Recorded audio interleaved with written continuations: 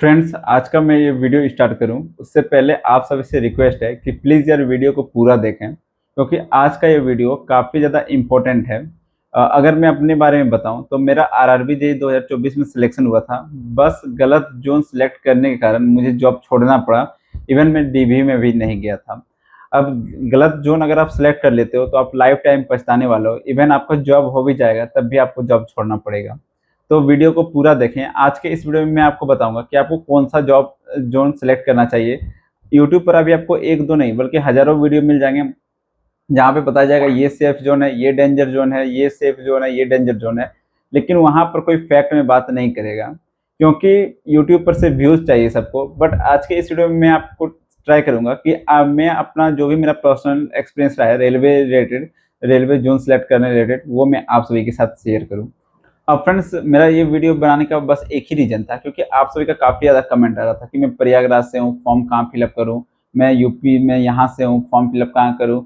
मैं बिहार के समस्तीपुर से हूँ, फॉर्म फिलअप कहाँ से करूँ। इसलिए मैं एक-एक करके तो रिप्लाई नहीं दे सकता, क्योंकि वो चीज़ें काफ़ी ज़्यादा कॉम्प्लेक्स हो जाती है। तो आप इस वीडियो को देखोगे, आपको अच्छे से क्लैरिटी मिल जाएगी और आपको दूसरा वीडियो जो है ज़ोन के ऊपर देखना नहीं पड़ेगा। वीडियो स्टार्ट करूँ उससे पहले मैं बता दूँ कि मेरा नाम अमर कुमार है और मेरा आरआरबी जेईई 2024 में बिलासपुर जोन से सिलेक्शन हुआ था। और अभी मेरा एसएससी जेईई 2025 में ऑल इंडिया रैंक 16 है और सिविल में मेरा रैंक 11 है और मुझे सीपीडब्ल्यूडी अलॉट हुआ है। अब फ्रेंड्स, जोन आप जब भी रेलवे का फॉर्म भरते हो तो सिलेक्शन से पहले आपको जोन डिसाइड कर देगा कि आपका क्या रहने वाला है। अगर आप गलत जोन भर लेते हो फिर बाद में आपको रिग्रेट होगा कि मैंने उस टाइम वो जोन क्यों नहीं भरा। और अगर कोई बंदा गलती से सही जोन भर देता है फिर वो लाइफ टाइम खुश रहता है कि चलो मैंने जो है सही जोन भरा था। तो जोन भरना कैसे है, जोन आपको सिलेक्ट कैसे करना है, आज के इस वीडियो में मैं यही बताऊंगा। और जो चीज़ों को बताऊंगा वो मैंने प्रैक्टिकल अपने लाइफ से सीखा है, उसके बाद आपको बता रहा हूँ। अब फ्रेंड्स, सबसे पहले मैं बता दूं कि आपका जोन सिलेक्शन के लिए करना क्या क्राइटेरिया क्या होना चाहिए। सबसे पहले आप अपने आप में देखो कि आपका नीड क्या है, आपका प्रायोरिटी क्या है। आपका प्रायोरिटी जॉब है, आपका प्रायोरिटी फैमिली है, या फिर आपका प्रायोरिटी कोई डिपार्टमेंट है। अब मैं अपना पहले स्टोरी थोड़ा सुना देता हूँ। अगर आपको मैं स्टोरी पता है तो आप स्किप कर सकते हैं। मेरा 2024 में पीवीए में सिलेक्शन हुआ था बिलासपुर जोन से। मैं रहने वाला हूँ देवघर डिस्ट्रिक्ट का, जो झारखंड में पड़ता है। तो देवघर डिस्ट्रिक्ट के नज़दीक में आता है कोलकाता जोन। कोलकाता, रांची, पटना, मालदा। अब ये चारों जोन में जो वैकेंसी था वो बिलासपुर जोन के कंपेयर में बहुत कम था। इवन बिलासपुर में मुंबई के बाद सेकेंड हाईएस्ट सीट था आपका सिविल में। तो उसमें लेकिन पीवे का 90% सीट पीवे का था। मात्र जहाँ पर सिविल का 400-500 सीट था, उसमें 100 सीट सिर्फ था आपका डिजाइन ड्राइंग का और वर्क्स का, बाकी सारा सीट पीवे का था। लेकिन उस टाइम मुझे पीवे के बारे में पता नहीं था, डिपार्टमेंट का कोई आइडिया नहीं था। सिर्फ हम लोगों ने जोन देखा और फॉर्म फिलअप कर दिया। और बिलासपुर हमारे घर से यानी देवघर से कुल 800 किलोमीटर है, जो कि 17 घंटा का रास्ता पड़ जाता है। अब मेरा सिलेक्शन हुआ पीवे में। आपका जब तक जॉब नहीं हुआ है तब तक आपको प्रायोरिटी होगा कि कहीं जॉब लग जाए, कोई भी जॉब लग जाए, हम खुशी खुशी कर लेंगे। लेकिन आप लिख के ले लो, आपका जिस दिन जॉब, इवन आपका जिस दिन आंसर किया आएगा और आप अच्छा नंबर ला लोगे, उस दिन आप सोचोगे कि मेरा घर के पास नौकरी हो जाता, मैंने क्यों वो जोन को सिलेक्ट किया। आप ये कमेंट देखो, ये भाई ने कमेंट किया है कि ये रहने वाले कहीं और के हैं और इन्होंने त्रिवेंद्रपुरम जोन डाल दिया सेफ खेलने के चक्कर में। अब इनका नंबर भी काफ़ी अच्छा रहा है लेकिन ये रिग्रेट कर रहे हैं। अब ये भी कमेंट आप देखो, ये भाई मथुरा के हैं और इन्होंने मुंबई डाल दिया था और 118 नंबर आ रहे हैं, इनको आराम से डिजाइन ड्राइंग मिल जाएगा। लेकिन अब ये डाउट में है कि डिजाइन ड्राइंग ज्वाइन करें या फिर ना करें। तो सबसे पहले आप ये देखो कि आपका प्रायोरिटी क्या है। अगर आपका एज ज़्यादा हो गया तो आपका फर्स्ट प्रायोरिटी जॉब ही होगा। अगर आप सिंगल चाइल्ड हो अपने पेरेंट्स के, तो सिंगल बेटे हो, तो आपका प्रायोरिटी जरूर फैमिली होगा। और अभी आप यंग एज में हो, मान लो 22, 23, 24, तो आपको लगेगा चलो यार दूर भी कर लेंगे नज़दीक भी कर लेंगे। लेकिन मेरा एक ही सलाह रहेगा कि आप क्या करो, अपने घर के पास जो भी 3-4 जोन है उसको देखो। फिर आप अपना मेडिकल स्टैंडर्ड देखो कि आपका A3 मेडिकल स्टैंडर्ड है, B1 है या फिर C1 है। उसके बाद आप जो 2-3 जोन सेलेक्ट कर रहे हो उस जोन में देखो कि आपका जैसे डिजाइन ड्राइंग हो गया, सिविल का मैं बात कर रहा हूँ, डिजाइन ड्राइंग हो गया, वर्क्स हो गया, डीएमएस हो गया, कहाँ पर ज़्यादा है। आपका जो कैटेगरी है, आप यूआर हो, ईडब्ल्यूएस हो या फिर ओबीसी हो, एससी हो, एसटी हो, कहाँ पर ज़्यादा वैकेंसी है आपके कैटेगरी में। और आपका जो मन पसंदीदा पोस्ट है, डिजाइन ड्राइंग ही होगा या फिर डीएमएस होगा या वर्क्स होगा, पीवी, ये सारे डिपार्टमेंट के लिए लागू होता है। तो मैं सिर्फ सिविल का एग्जाम्पल इसलिए ले रहा हूँ क्योंकि मुझे सिविल का आइडिया है। अब मुझे 2024 में कोई भी आइडिया नहीं था कि डिपार्टमेंट के बारे में, पीवी क्या होता है, आपका डिजाइन ड्राइंग क्या होता है, आपका वर्क्स क्या होता है। लग रहा था बस एक जॉब हो जाए, उसके बाद लाइफ मस्त है। लेकिन फ्रेंड्स, रेलवे में बिल्कुल ऐसा नहीं है। रेलवे में बहुत सारे प्रॉब्लम्स हैं। मैं एक एक करके डिस्कस करूंगा। जो इस वीडियो को पूरा देखेंगे उन्हें मेरी बातें समझ में आ जाएगा। लेकिन जो लोग को लग रहा होगा कि मैं बस व्यूज के लिए वीडियो बना रहा हूँ या फिर मैं अपना सुना रहा हूँ, तो आप बिलीव करो, आप ये वीडियो आज सेव कर लो। आप कुछ दिन बाद आपका जब सिलेक्शन हो जाएगा, उस टाइम आप आके यहाँ पे कमेंट कर देना कि आखिर मैंने कहा था तो सही बोला था या फिर गलत। तो आप वीडियो को पूरा देखें। मैं रेलवे का कुछ कुछ चीज़ बताऊंगा जो कि शायद बहुत कम लोगों को पता होगा। आप फॉर्म फिलअप कर रहे होगे, आपको लग रहा होगा बस जॉब हो जाए। तो आपको क्या क्या रीजन के कारण near by home zone select करना चाहिए, मैं वो बताता हूँ। पहला, रेलवे में दिक्कत है ट्रांसफर। ट्रांसफर सपोज अगर आप मैं देवघर से हूँ, कोलकाता जोन मेरा पड़ता है। अगर मैं मुंबई जोन में ले लेता हूँ सिलेक्शन, तो यहाँ से मुंबई जाने के लिए 30-35 घंटा लगेगा, क्योंकि आप फ्लाइट से अफोर्ड कर नहीं पाओगे, क्योंकि मुंबई में आपका रहने खाने पीने का खर्चा बहुत ज़्यादा है। उसके बाद आप फ्लाइट से आना जाना अफोर्ड नहीं कर पाओगे। तो ट्रेन से जाओगे तो 35 घंटा, लगभग 30 घंटा, 35 घंटा, इवन 2 दिन भी लग जाता है कोई कोई ट्रेन में। अब ट्रांसफर का ये सीन है कि म्यूचुअल दो तरह से ट्रांसफर होता है, एक म्यूचुअल, एक ऑन रिक्वेस्ट। और म्यूचुअल में क्या होता है कि सपोज मैं मुंबई में हूँ, कोई कोलकाता में जॉब कर रहा है।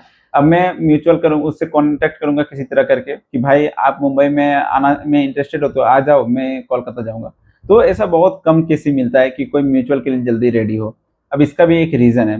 पहला रीजन ये है कि साउथ के साइड हो गया, फिर वेस्टर्न साइड हो गया, मुंबई वगैरह, वहाँ मोस्टली हमारे एरिया यानी कि झारखंड, बिहार, यूपी, बंगाल, ये सब के जो भी कैंडिडेट है वो जाते हैं साउथ की ओर, आपको ही पता होगा। और वो लोग जल्दी म्यूचुअल करेंगे नहीं, क्योंकि आपको म्यूचुअल मिलेगा ही नहीं साउथ या मुंबई साइड में।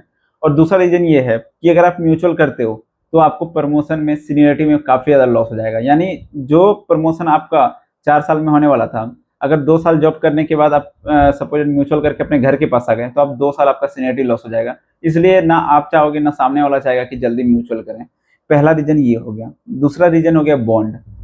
आपको पता नहीं होगा, लेकिन मैं बता दूं कि रेलवे आप जब भी ज्वाइन करोगे, वो चीज़ें आपको तब पता चलेगी जब आपका सिलेक्शन हो जाएगा, मेडिकल डीवी हो जाएगा, तब एक बॉन्ड साइन कराया जाएगा, 5 ईयर का बॉन्ड। इस बॉन्ड में होता क्या है कि अगर आप रेलवे को 5 साल के अंदर छोड़ते हो, अगर आप 5 ईयर के अंदर रेलवे को छोड़ते हो, तो आपको जो भी आपने ट्रेनिंग में आपको जो भी मिल रहा था सैलरी, वो तो लगेगा ही लगेगा, प्लस आपको 12.5% इंटरेस्ट लगेगा। फॉर एग्जाम्पल, अगर आपने 6 महीना जॉब किया और जॉब छोड़ दिए, आपको 6 महीना जो भी आपने ट्रेनिंग किया वो तो पैसा घुमाना ही होगा, जो कि अभी सैलरी 56,400 है, प्लस आपको इसका 12.5% वो भी देना पड़ेगा विथ इंटरेस्ट। यानी आप समझ लो कि आपका कितना यहाँ पे लॉस लगने वाला है। अगर आप 2 साल जॉब करते हो, 2 साल जॉब किए, 1 साल ट्रेनिंग, 1 साल आपने वर्क किया, तो 1 साल ट्रेनिंग का पूरा पैसा लगेगा, प्लस आपका 12.5% इंटरेस्ट लगेगा। अब बहुत सारे लोग सोच रहे होंगे कि एसएससी में हम, सॉरी, आरआरबी में हम कोई भी जोन में सिलेक्शन ले लेंगे, फिर एसएससी में सिलेक्शन लेंगे, और उसके बाद क्या है, हम अपना जॉब छोड़ के आ जाएंगे। भाई, आपको वहाँ पर फिर बॉन्ड भरना होगा। सपोज यार आप इस बार मान लो आरआरबी जेई 2026 वाला जो फॉर्म आया है, वहाँ पर आपने साउथ भर दिया, आपका सिलेक्शन हो गया, आपको चलो डिजाइन ड्राइंग ही मिल गया। लेकिन आप वहाँ से अगर एसएससी में भी आपका सिलेक्शन हो गया 27-28 में, तो आपको 1 साल मतलब आपने जितना दिन ट्रेनिंग किया प्लस 12.5% मिला जुला कर यहाँ पे आपको 8-10 लाख रुपए देने पड़ जाएंगे। तो आप सोचो कि आपका इतना वहाँ खर्च होगा, आप फैमिली पर स्पेंड करोगे, आपका बहुत सारा एक्सपेंसेस बढ़ जाएगा, उसके बाद आप 10 लाख 8 लाख देने का सोच भी नहीं सकते हो। इसलिए जोन जो है आप अपना आराम से सिलेक्ट करना। मैं जो चीज़ें हैं वो एक्चुअल में फैक्ट है वो बता रहा हूँ। तीसरा है हॉलीडे इशू। रेलवे में सबसे बड़ा प्रॉब्लम है छुट्टी का। अगर आप ओपन लाइन में वर्क करते हो, ओपन लाइन बोले तो पीवे, जो ट्रैक पर काम करते हैं, पीवे ग्रुप डी के एम्प्लॉय होंगे, टेक्नीशियन में कुछ कुछ होते हैं, एएलपी हो गया, ये लोग को छुट्टी का बहुत दिक्कत है। एक इंटरव्यू मेरा आएगा पीवे जेई के साथ, वो वीडियो आप देखोगे तो आपको पता चल जाएगा रेलवे में क्या क्या हार्श ट्रूथ है और रेलवे का क्या क्या प्रॉब्लम है, वर्क प्रेशर वगैरह। पीवे में आपको छुट्टी नहीं मिलेगा, आप हॉलीडे में घर नहीं आ पाओगे, आप फेस्टिवल में घर नहीं आ पाओगे। सपोज यार आप बहुत दूर हो, 800-900 किलोमीटर, आपको 2 दिन छुट्टी मिला, तो आपका तो एक एक 1.5 से 1.5 दिन आने जाने में ही पार हो जाएगा आपका। तो आप आओगे कैसे? और आपको रेलवे में बहुत कम छुट्टी मिलेगा। वर्क्स का भी वही हाल है, काफ़ी कम छुट्टी मिलता है। इवन आप ओपन लाइन में रहते हो तो आपको सातों दिन काम करना पड़ेगा, रेस्ट आपको 2 सप्ताह 1 सप्ताह में 1 दिन मिलेगा, वो भी फिक्स नहीं होता है। तो ये सारी प्रॉब्लम है जो कि बहुत लोग डिस्कस नहीं करते हैं, बस कहते हैं कि रेलवे में ये ज़ोन भर दो, ये ज़ोन भर दो। भाई आप ज़ोन तो फिल अप कर दोगे, लेकिन जो प्रॉब्लम मैंने फेस किया है, बहुत सारे लोगों ने फेस किया, वो जो है वो टीचर्स नहीं बता पाएँगे, क्योंकि वो कभी वो चीज़ से गुज़रे नहीं है। उनको बस चाहिए कि व्यूज़ में कंटेंट मिल गया, व्यूज़ मिल गया। और भी कई सारे प्रॉब्लम्स हैं और आपको बहुत सारी चीज़ों से कंप्रोमाइज़ करना पड़ेगा, फैमिली वगैरह सबसे। इसलिए आप पहले देख लो कि आपका प्रायोरिटी क्या है? जॉब है, फैमिली है, लोकेशन है। अगर आप जैसे कि मैंने मेंशन किया, अगर आप एज हो गया होगा तो प्रोबेबली आपका प्रायोरिटी जॉब ही होगा। अगर आप अपने मम्मी-पापा के इकलौते बेटे हो या फिर बेटी हो, तो आपका प्रायोरिटी ज़रूर फैमिली होगा कि मैं अपने मम्मी-पापा के नज़दीक में रहूँ, कि वीक में 1 दिन आ जाऊँ या फिर महीने में 2 दिन, 3 दिन स्पेंड कर लूँ, हर फेस्टिवल पे अपने मम्मी-पापा के साथ आ जाऊँ, ये रहेगा। और एक होता है लोकेशन। अब बहुत सारे लोग का रहेगा कि मैं नहीं, मैं मुंबई में ही रहना चाहता हूँ, तो बहुत अच्छा है, आप जाओ मुंबई सेलेक्ट करो, कोई दिक्कत नहीं है। तो ये चीज़ों का आप ध्यान रखना, छुट्टी वगैरह काफ़ी लिमिटेड है रेलवे के डिपार्टमेंट में। अब उसके बाद भी काफ़ी ज़्यादा फैक्टर्स करते हैं, आपका फैमिली कंडीशन क्या है, बहुत सारे फैक्टर्स हैं जो डिफाइन करेंगे आपका ज़ोन। तो आप ज़ोन जो है खुद से डिसाइड करो। और एक बात मैं कह देता हूँ, मैंने एक वीडियो बनाया है प्रीवियस ईयर कट ऑफ का, या फिर आपने 2 बार 24 और 25 का एग्ज़ाम दिया होगा एक बार भी, तो आप एक चीज़ नोटिस करना कि आरआरबी, जेईई का कट ऑफ हर ज़ोन में एप्रॉक्स सेम ही जाता है। बस 1 से 2 नंबर, 3 नंबर का गैप रहता है। तो भाई आप 1 से 2 नंबर के लिए क्यों लाइफ टाइम जो है बाहर में बिताओगे, घर से दूर रहोगे, छुट्टी का प्रॉब्लम, लाइफ में किच-किच होगा। आप खुद जो है रिग्रेट करोगे, आपको बहुत ज़्यादा इरिटेशन होगा। ये चीज़ें अभी नहीं समझ में आ रही होगी। जो लोग ऑलरेडी जॉब करके छोड़ चुके हैं या फिर बाहर में जॉब कर रहे हैं, वो मेरी बातों को अच्छे से रिलेट कर पाएँगे। मेबी 1-2 कमेंट आ भी जाएगा कि हाँ, आप सही बोल रहे हो, और बहुत सारे नेगेटिव कमेंट भी आएगा, आई नो, कोई दिक्कत नहीं है। मैं जो है, जो भी इन्फॉर्मेशन रियल रहने वाला वो बता रहा हूँ। तो आप एक चीज़ देखना कि कट ऑफ वगैरह सेम ही जाता है, आपको कट ऑफ से डरना नहीं है। आपको बस टारगेट करना है कि मुझे 75 नंबर लाना है, मुझे 80 नंबर लाना है, बाकी मैं आप सभी का हेल्प कर रहा हूँ। अब आप अपना घर के नज़दीक 2-3 ज़ोन देख लो, आपका वहाँ पे वैकेंसी है, तो ठीक है, आप भरो वहीं से, क्योंकि आप ये चीज़ हमेशा मैं बोलता हूँ, आप नोटिस करना, मैं अपना कहानी सुनाऊँ 2024 का, तो रांची में बहुत कम वैकेंसी था। कोलकाता में भी कम था, लेकिन तो रांची का cut off Bilaspur cut off से प्री में बात करें तो रांची का क्वालीफाइंग मार्क्स कट ऑफ था। इवन और बिलासपुर का 70 लगभग कट ऑफ पहुँच गया था।